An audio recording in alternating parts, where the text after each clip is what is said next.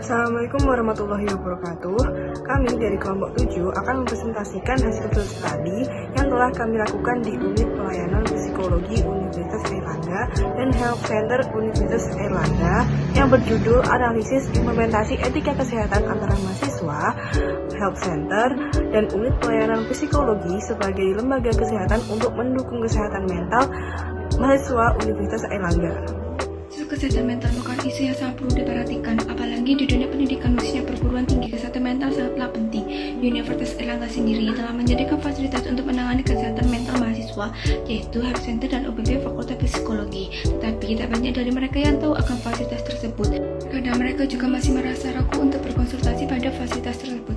Kurangnya kepercayaan mahasiswa terhadap pelayanan kesehatan dalam menjaga kerahasiaan menjadi hambatan bagi mereka untuk berkonseling. Pengaturan tentang kewajiban independensi medis diatur oleh beberapa peraturan hukum, antara lain Pasal 322 Undang-Undang Hukum Pidana, Undang-Undang Nomor 36 Tahun 2014 tentang Tenaga Kesehatan, Peraturan Menteri Kesehatan Nomor 269 Tahun 2008 tentang rekam medis, dan bagi tenaga kesehatan yang melanggar hal tersebut akan mendapatkan pidana.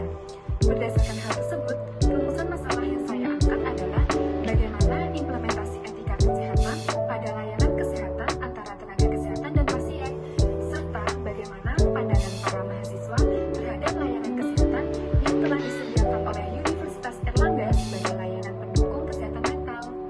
Penelitian ini memiliki tujuan yaitu untuk menganalisis bagaimana penerapan etika kesehatan dalam konteks layanan kesehatan yang disediakan Universitas Airlangga bagi mahasiswa untuk menyelesaikan permasalahan mental.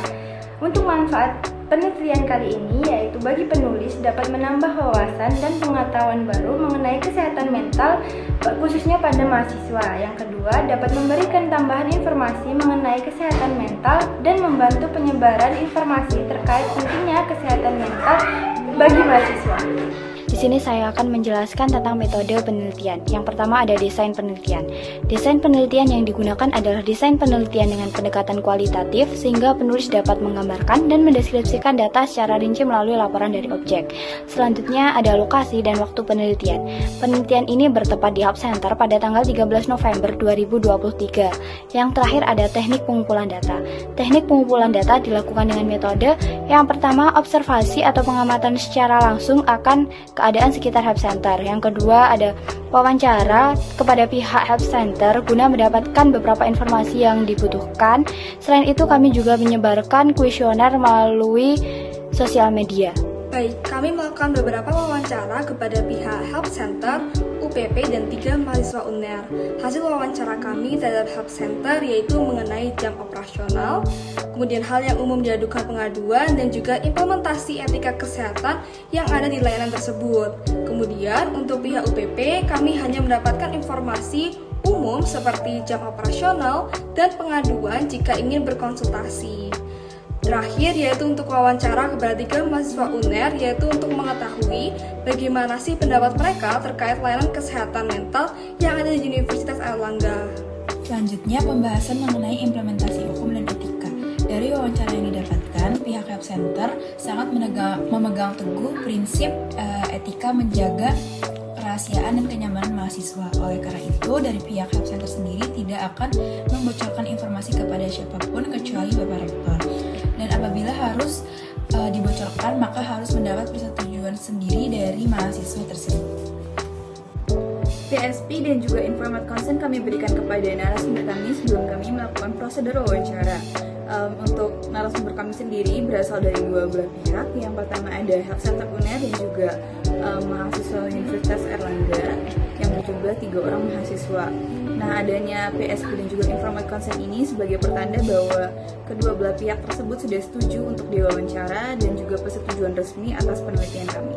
Kendala kami dalam field study kali ini adalah karena Unit Pelayanan Psikologi Universitas Airlangga tidak mengizinkan untuk melakukan observasi sebagaimana Unit Pelayanan Psikologi telah melaksanakan salah satu dari prinsip etika psikologi, yaitu mengutamakan kesejahteraan psikologis dan hak klien. yang mana klien memiliki hak berupa privasi, kerahasiaan, data, dan juga kenyamanan. Dari pihak UPP sendiri memiliki kekhawatiran akan kenyamanan klien yang terganggu akibat field study yang dilakukan. Jadi kesimpulan yang dapat diambil, implementasi etika kesehatan antara mahasiswa pusat bantuan dan unit pelayanan psikologi atau UPP sebagai lembaga kesehatan sangat penting untuk mendukung kesehatan mental di lingkungan Universitas Airlangga. Analisis implementasi etika kesehatan antara ketiga entitas tersebut pentingnya kolaborasi, pendidikan dan kesadaran, akses terhadap layanan dan pengembangan kebijakan. Dengan demikian, kolaborasi yang kuat, pendidikan yang berkelanjutan, akses mudah, dan pengembangan kebijakan yang mendukung akan menjadi kunci dalam implementasi etika kesehatan antara mahasiswa, pusat bantuan, dan UPP untuk mendukung kesehatan mental di lingkungan Universitas Airlangga. Di sini saya akan menjelaskan saran dari penelitian. Yang pertama, sebagai tenaga kesehatan, kita harus menerapkan etika dan hukum kesehatan, yakni dengan menjaga privasi klien dan memberikan kebebasan pada klien.